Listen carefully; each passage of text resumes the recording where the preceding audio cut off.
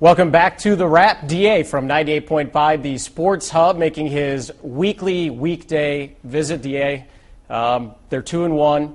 They looked a little bit better, especially offensively. Are the Patriots ready to go now? Another huge interdivision battle down in Miami. They're ready to take the Heat down in South Beach. I don't know because going on the road against good teams, good competition has been the bugaboo for this team dating back to the beginning of last year. You know, last season they went on the road to Denver and lost. They went to this Miami team and lost. They went to Houston and lost.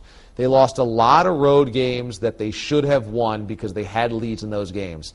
The fear is that the same thing happens this weekend, that somehow the Patriots and Tom Brady build a lead, get a couple of scores early, but then lose it down the stretch because this defense looked awful on Sunday against the Bills and Ryan Fitzpatrick. They'll be tested again this weekend. It's a team that can run the football with Ronnie and Ricky. They can throw the football from Henne to Marshall. And it feels a lot like the Jets in the fact that defensively they can make the adjustments to slow down Brady in the second half. This is a huge question mark. The Patriots need to prove that they can win on the road, especially in the division, especially against good competition. And Brady said as much on Sunday in the postgame show.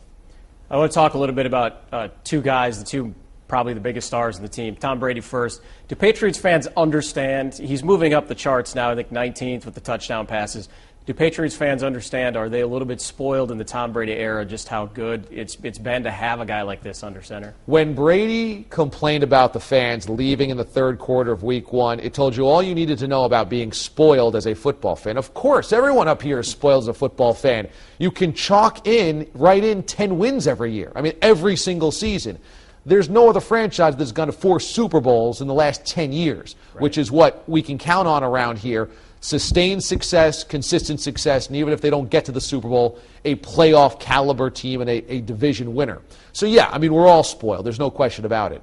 But the thing with Brady is he needs to prove that within this style of offense, he can win tough games.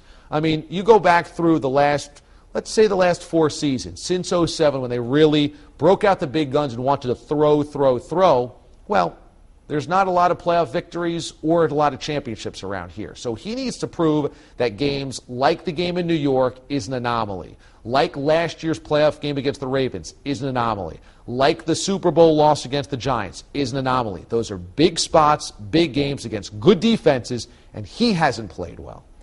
Moving on to my favorite subject, Randy Moss. Of course, I always bring him up to you, I know.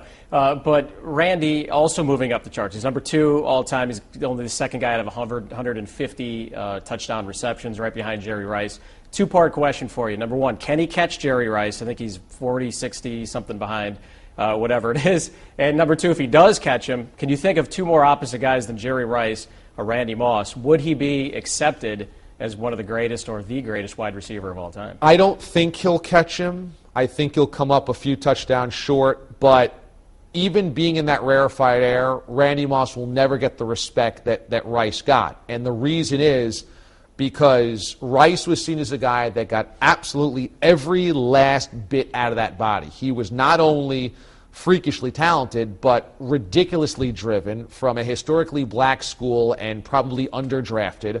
Also was the hardest worker on that team. Mm-hmm. He kept his body in the most pristine shape throughout his career, was able to play a 20-year career at a fairly demanding position in an age where that shouldn't really happen, no longer in the NFL. So he'll never be put on that pedestal, and rightfully so.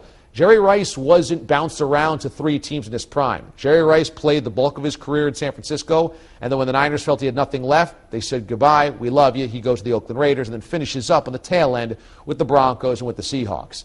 With Randy Moss, he's traded basically, at least signed as a free agent, moved teams twice in his prime. So he won't be seen as Jerry Rice, nor should he be seen as Jerry Rice. And I hope he never leaves because we would have nothing to talk about. Yeah, exactly. Well, thanks once again, Dean. Good stuff. You can hear more of him on 98.5, 7 to midnight, Monday through Friday. More Wrap coming up after this.